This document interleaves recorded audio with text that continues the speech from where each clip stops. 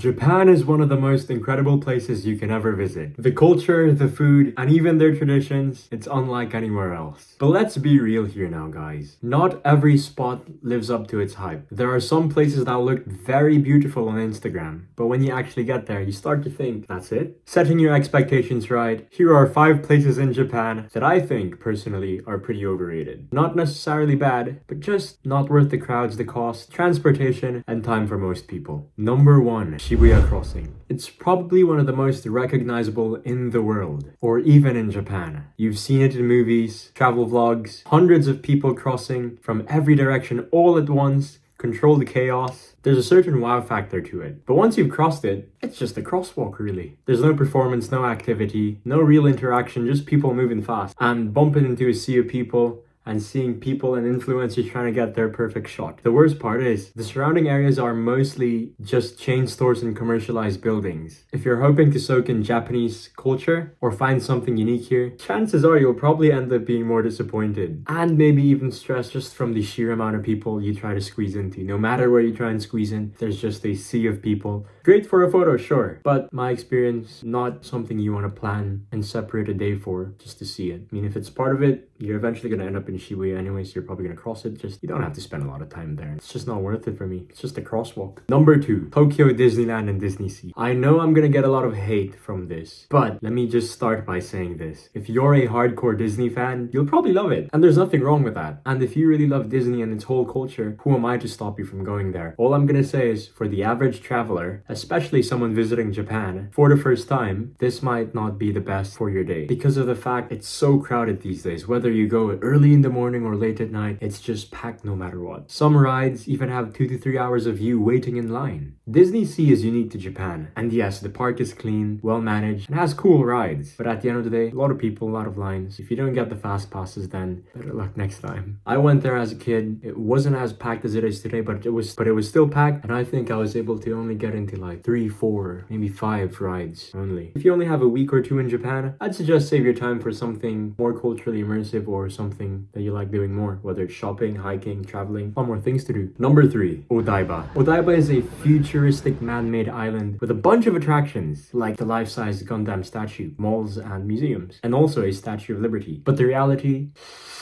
I hate to say this, it feels kind of empty and outdated, though it tries to be futuristic. The malls are huge, but mostly filled with international brands and generic food courts, which you probably have anyway in your own country. The attractions are far apart, and walking in the heat or cold get exhausting very fast. Don't get me wrong, it's probably got one of the best views of the skyline of Japan that you're ever gonna see. Maybe you want to check that out or spend dinner there? Go for it. I just don't think it's worth going maybe 40 minutes away of Tokyo for. So when I moved to Japan about a year ago, one of the first places my friends took me to was Odaiba, and I asked them, what else are we gonna do here? And they're just like, nothing, walk around. And I'm like, okay, what's Odaiba known for? Well, the fake Statue of Liberty and nothing really. People just go here for dates. And I'm just like, are you my date? And he's like, nah man, I don't do that. Number 4, Dotonbori in Osaka. Don't get me wrong, once again, Dotonbori is iconic. Neon lights, giant moving signs, takoyaki in every corner. It's what most people simply just picture when they picture Osaka nightlife. And while it's visually cool, it's just a massive tourist trap. I mean, not really, you get tax-free stuff depending where you go, but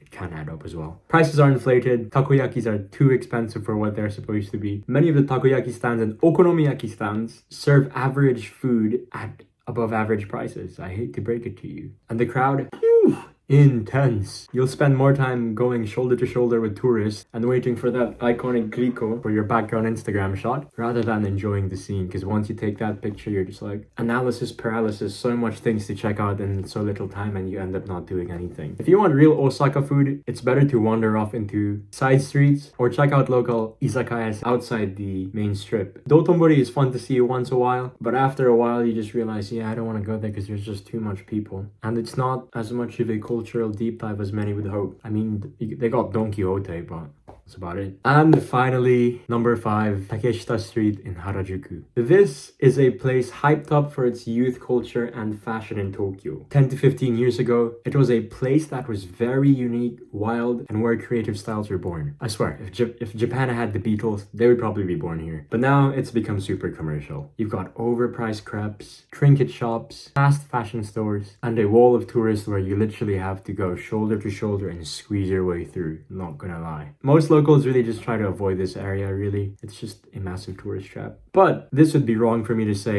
entirely if I didn't give you better alternatives. So instead, I suggest check out Cat Street near Omotesando. It has more curated fashion shops and in a way, a more laid-back atmosphere. Or you can also check out Shimokitazawa, but it's very expensive there and people just go there for the music and live nights, but yeah, check it out as well. But nonetheless, don't get me wrong guys, I'm not telling you to avoid these places completely. Everything has its own caveats and everything here has its own unique things that certain people might find cool and fun. Just personally, as someone that's been living here for a year, I know what I want now. If I'm a traveler, I don't want to go to massive tourist spots, overinflated prices. I also don't want to go and check out places that I might already have back at home. But again, once again, if you enjoy them and you really want to go there to check it out, who am I to stop you? We all have free will. And if you're traveling to Japan for a limited time, then for me personally, there are better things out there to do, better places to visit. And I know that can be a problem to find, and you're probably asking me, okay, where else would you recommend us to go? Well, lucky for you, I have itineraries down below for you in the link in the description box. I have itineraries whether you're staying here for 3, 5, or 7 days. I can also make you a custom itinerary, and I'm open to consultation calls to even curate your own itinerary on whatever you want to see in Japan. As someone who's been living here for a year, I've already found some spots that locals want to gatekeep, and now that I want to share them to you. And all you have to do is check the links down below in the description box. And sometimes the best parts of Japan aren't in the photos, they're in quiet neighborhoods, the unexpected discoveries, and the local places with no English menus, so good luck with that. So be curious, be open, and don't be afraid to step off the beaten path. Let me know your thoughts down below in the comment sections, make sure to like and subscribe, and I'll see you next time.